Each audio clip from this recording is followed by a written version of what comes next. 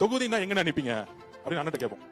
அண்ணன் சொல்லுவாரு, எங்க வறுமை அதிகமா இருக்கோ, எங்க ஏழ்மை அதிகமா இருக்கோ, எங்க இளைஞர்களுக்கு வேலை கிடைக்கலையோ, எங்க பெண்கள் படிக்க முடியலையோ, எந்த இடத்துல சேரிகள் அதிகமா இருக்கோ, எந்த இடத்துல குடிப்பழக்கமும் ட்ரக்ஸும் அதிகமா இருக்கோ, எந்த இடத்தில் வளர்ச்சி இல்லையோ.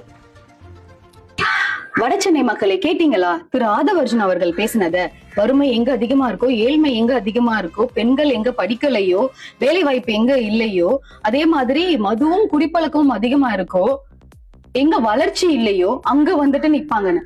நீங்க எங்க வேணா நில்லுங்க சார், எல்லாம் சரிதான். நீங்க பேசின வார்த்தைகள் எப்படி இருக்கு? உங்களுடைய தொண்டர்களுமே இங்கதானே இருக்காங்க, இதே வடசென்னையில தானே வசிக்கிறாங்க.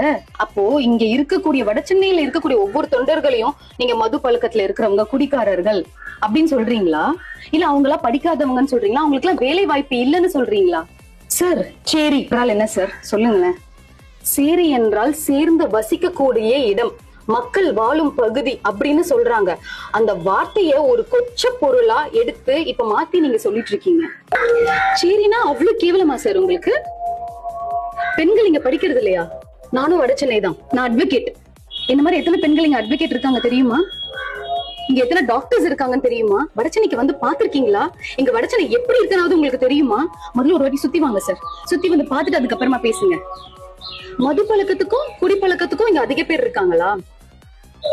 ஏர்போர்ட்ல சரி, நான் அதை பத்தி சொல்ல விரும்பல. எங்களை வந்துட்டு குறைச்சு எடை போடாதீங்க சார். வடசென்னையில இருக்கக்கூடிய ஒவ்வொரு தாவேகா உறுப்பினர்கள், தாவேகாக்கு சப்போர்ட் பண்றவங்க, உங்க எல்லாருக்குமே சொல்றேன், சிந்தித்து வாக்களியுங்கள்.